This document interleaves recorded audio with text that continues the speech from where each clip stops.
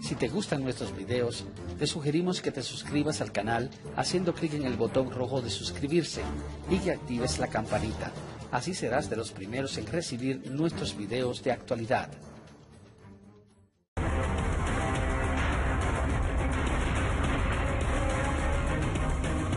En Venezuela, la democracia, si es que todavía puede decirse que queda algo, pues se pende de un hilo. La más reciente perla, el anuncio de Delcy Rodríguez sobre la elaboración por parte de la constituyente de una ley para regular las redes sociales y sancionar crímenes de odio e intolerancia.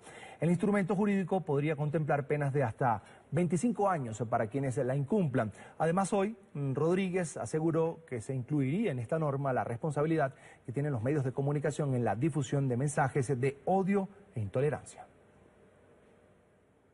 Una ley que, según sus promotores, busca acabar con el odio y la intolerancia.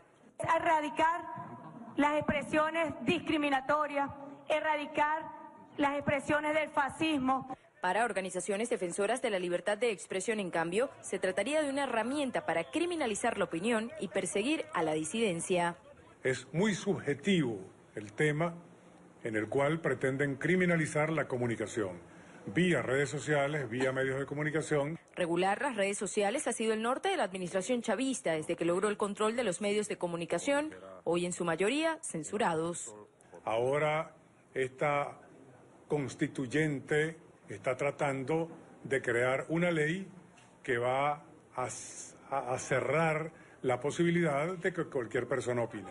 En Venezuela incluso se han registrado detenciones de ciudadanos por opiniones difundidas en Twitter. María Magali Contreras en el estado Zulia, que fue detenida ella supuestamente es vidente y entonces dijo que iba a haber unos asesinatos supuestamente según ella había visto en la Asamblea Nacional y por eso fue detenida 9 meses en el SEBIN. Una persona que la seguían no más de 100 personas, que no tenía ninguna influencia y que al final incluso se demostró que era una persona con problemas psiquiátricos. Oponerse a la administración de Nicolás Maduro en Venezuela se paga con cárcel. El Foro Penal cifra en 645 los presos de conciencia, que además han sido víctimas de violaciones a derechos humanos. En actuales momentos, Carlos Julio ha sido torturado, pasó 2 días sin comer, 2 días sin agua y tuvo 6 días sin que le permitieran ir al baño. En la sesión en la que se debatió el proyecto de la denominada Ley de Delitos contra el Odio y la Intolerancia y por la Convivencia Pacífica, también se propuso que los dueños de medios rindan cuenta ante la constituyente. Para que aclaren su participación en los hechos de violencia. Según el Instituto de Prensa y Sociedad IPIS, durante los primeros 6 meses del año, 35 trabajadores de la prensa han sido detenidos, en su mayoría en medio de coberturas de manifestaciones antigubernamentales. 3 de ellos permanecen tras las rejas.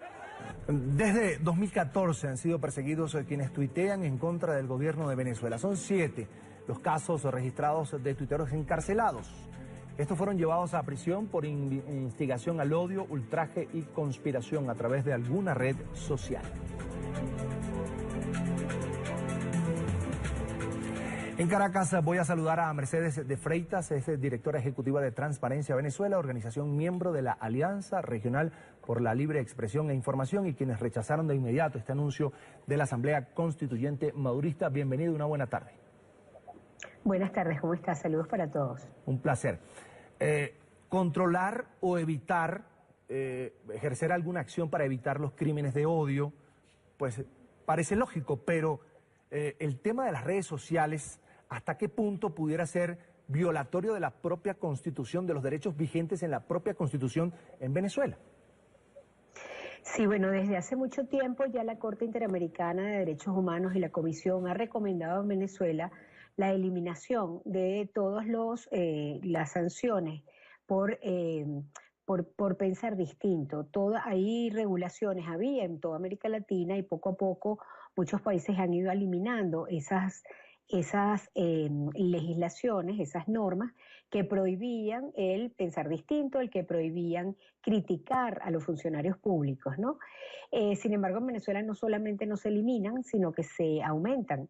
Y hay una inmensa confusión entre la población porque precisamente los que a través de los medios de comunicación permanentemente están dirigiendo mensajes de violencia, mensajes de terror, mensajes de acusaciones sin fundamento, son las personas que hablan de que el otro, la otra edad, es la que tiene la violencia en sus manos. Eso ocurre en todos los regímenes dictatoriales, en los regímenes donde la seguridad jurídica está en manos del poder político y tenemos muy poca posibilidad de lograr justicia a través del sistema y del Poder Judicial venezolano.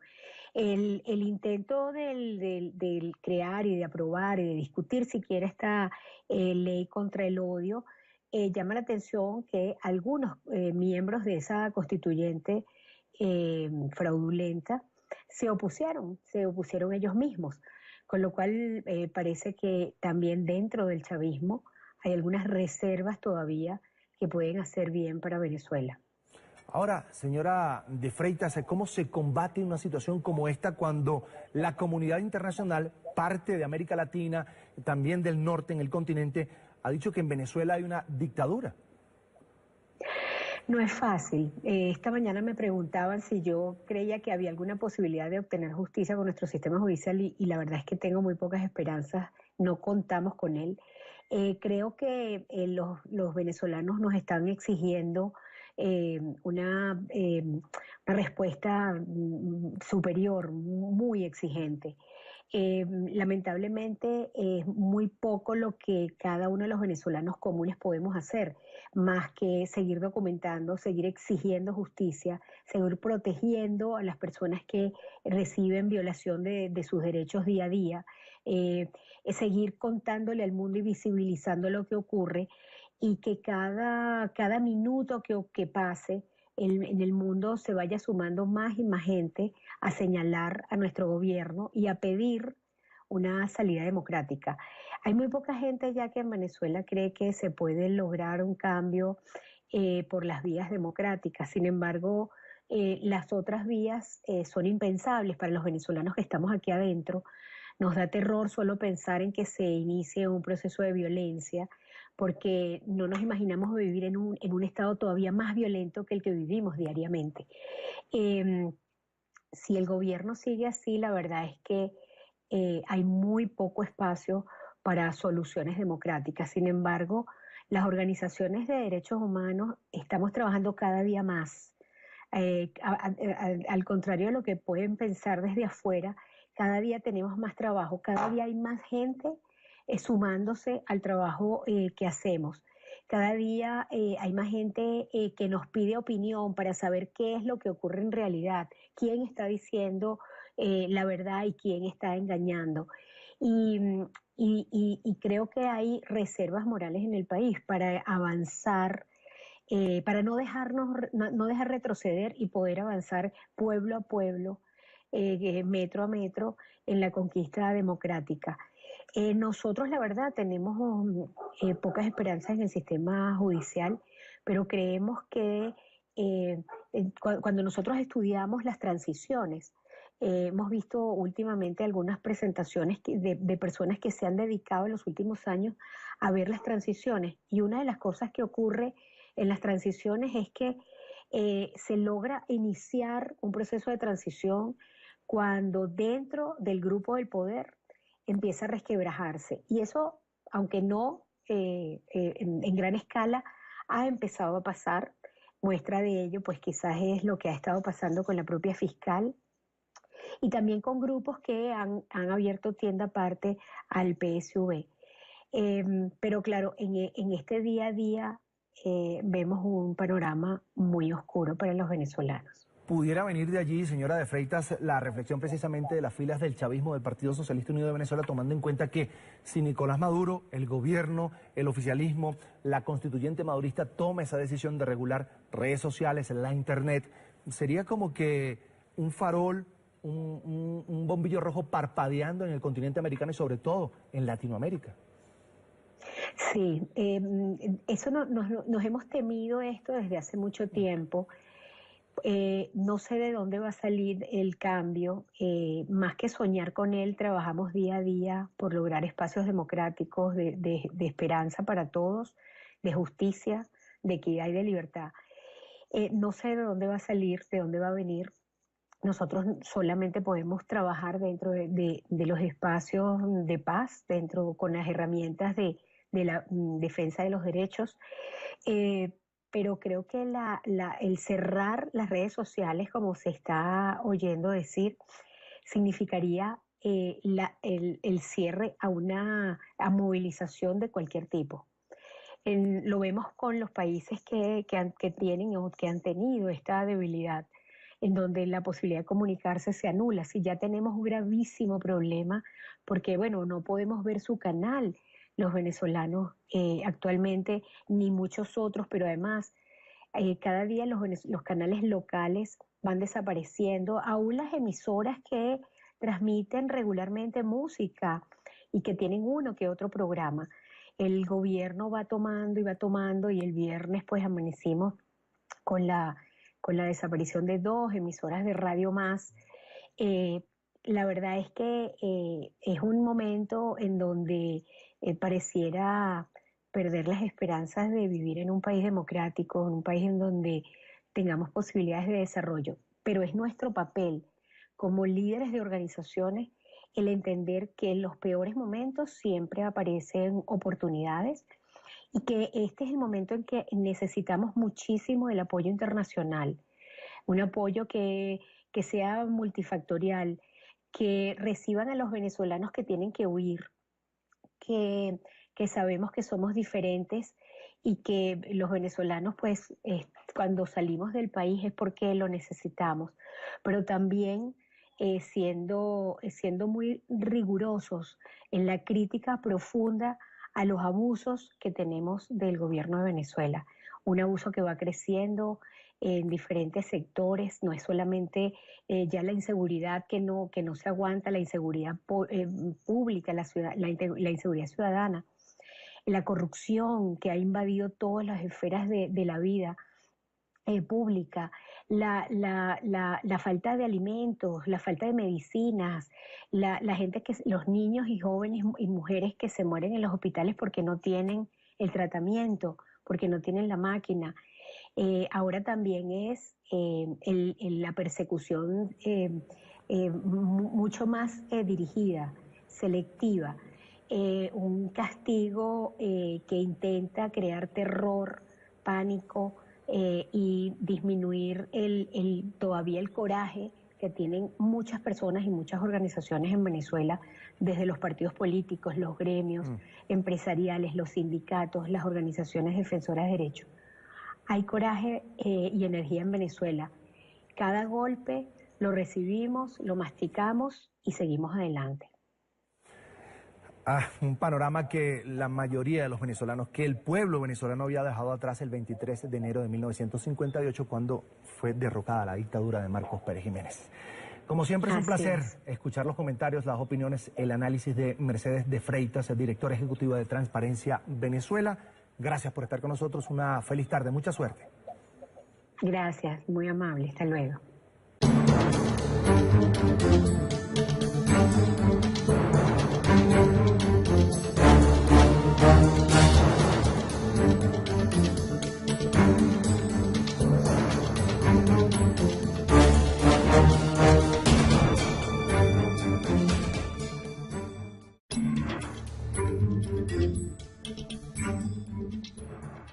Si te gustan nuestros videos, te sugerimos que te suscribas al canal haciendo clic en el botón rojo de suscribirse y que actives la campanita.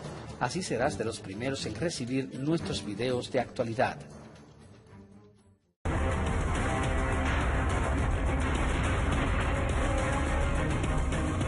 En Venezuela, la democracia, si es que todavía puede decirse que queda algo, pues se pende de un hilo. La más reciente perla, el anuncio de Delcy Rodríguez sobre la elaboración por parte de la constituyente de una ley para regular las redes sociales y sancionar crímenes de odio e intolerancia.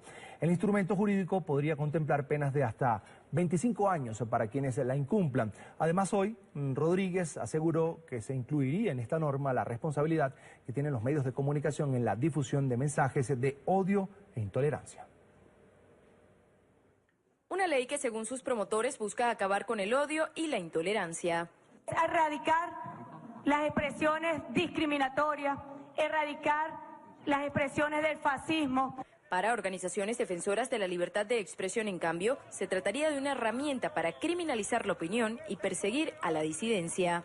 Es muy subjetivo el tema en el cual pretenden criminalizar la comunicación, vía redes sociales, vía medios de comunicación. Regular las redes sociales ha sido el norte de la administración chavista desde que logró el control de los medios de comunicación, hoy en su mayoría censurados.